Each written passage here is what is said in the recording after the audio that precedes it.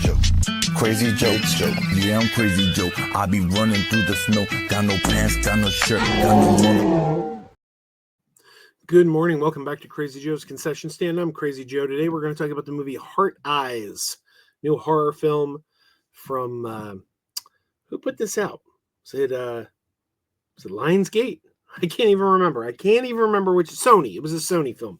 Couldn't remember which studio. There you go. Sony's Heart Eyes, a new horror film set at Valentine's Day. The premise is there is a serial killer who wears a mask with hearts for eyes. The hearts glow red in the dark. And every year he picks a different city and goes on a killing spree on Valentine's Day in that city, killing unsuspecting couples that he or she targets. And we're told 2 years ago he hit Boston, last year he hit Philadelphia, and this year he's in Seattle. So they warn you up front. He goes after couples, but he does not limit himself to couples. Anyone who gets in his way is fair game. He will kill them. All right. I've heard good things about this movie. I'd heard a lot of positives. I went yesterday, check it out for myself. And man, this one's a mixed bag. I don't know. I didn't particularly like it. It's not awful. It moves nicely. It's got a good pace. You're never bored. You're never bored in this film. But it really tries, and you know, we got to give it kudos for this, because anytime you try to do something interesting, that's a good thing. You tried to do something interesting, but it tries to walk the line between a rom-com and a slasher film. Like, it tries to be both. The film stars Mason Gooding from the Scream movies. He was in Scream 5 and 6, part of the Core 4, Randy's nephew. And he is an ad exec who comes to town. There's this girl, Allie. I didn't know that actress. She ran this disastrous ad campaign for her company, and she's on the chopping block. She's going to be fired. They bring in a freelancer.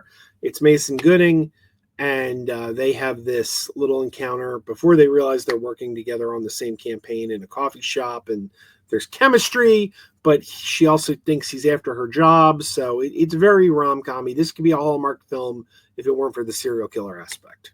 Then we get the killer, Heart Eyes. I didn't like the title Heart Eyes. When I heard that title, I'm like, that's a bad title. But the mask is kind of striking with the glowing red hearts. It's a good-looking mask. You know, we see a lot of masks in horror films. This isn't a bad one. And he sees them, and they're his target. Even though they're not a couple, Heart Eyes thinks they are and goes after him. Or goes after the two of them. I don't want to give spoilers on this film. There will be no spoilers. But I gotta say, there was a moment at the ending where I thought the film was over. And something happened that I was really happy with. And I said, yes, I like that. I like what they did there. I wish we saw more of that. Then within 5 minutes, they undid it. They undid the ending that I liked. And I ended up walking out very disappointed. I'm like, it felt to me like just another Scream movie, like a Scream knockoff, but not as good as Scream. The best thing I could say about it is that the idea of trying to equally balance rom-com and horror was unique. I mean, we've seen horror movies with love stories before, but this one really tries to walk that line, and that's interesting. Anytime it's doing something interesting, I'm like, oh, okay, all right. There's not a lot of people in this movie that I recognized. Mason Gooding I knew from the Scream movies. Devon Sawa has an appearance as a cop, and I didn't recognize her. But one of the cops is played by Chuck. Remember the show Chuck? Zachary Levi. Chuck's Jordana Brewster, Dr. Jill Roberts from Chuck. I don't think I've seen her since Chuck, so it's been about like 15 years. I didn't even recognize her. She looks very different than she did back in her Chuck days. But she's the other cop. Those are the only people in this movie that I recognized. Otherwise, it's a lot of unknowns, which is typical for the horror genre. Chris Landon, who wrote the Final Destination movie, not Final Destination, Happy Death Day movies, excuse me. He was one of the co-writers on this, which surprised me because I feel like he's a little more clever. Like, I think I would have thought this would be better with Chris Landon behind it. Yeah, this is. I'd like to do a second video. I hope Perp sees this movie because I want to do a spoiler video where we talk spoilers on this movie because I got thoughts, but I don't want to give anything away. To me, this is a pretty lackluster film. I got to be honest with you. The whole idea of Valentine's Day horror, this has been tried before, and I don't feel like it ever really works. There's two versions of My Bloody Valentine, 1980 and 2009. I've seen both versions of My Bloody Valentine multiple times. And even though I've seen them both multiple times, I couldn't really tell you what happened in either of them. They're kind of unmemorable, the My Bloody Valentine movies. Then there's the movie from 2000, Valentine, with David Boreanaz. Again, seen it 2 or 3 times, equally unmemorable. I can't remember much that happened in that film, even though I've seen it more than once. Valentine's Day horror is a concept that they keep trying, but I don't feel like they're ever knocking it out of the park.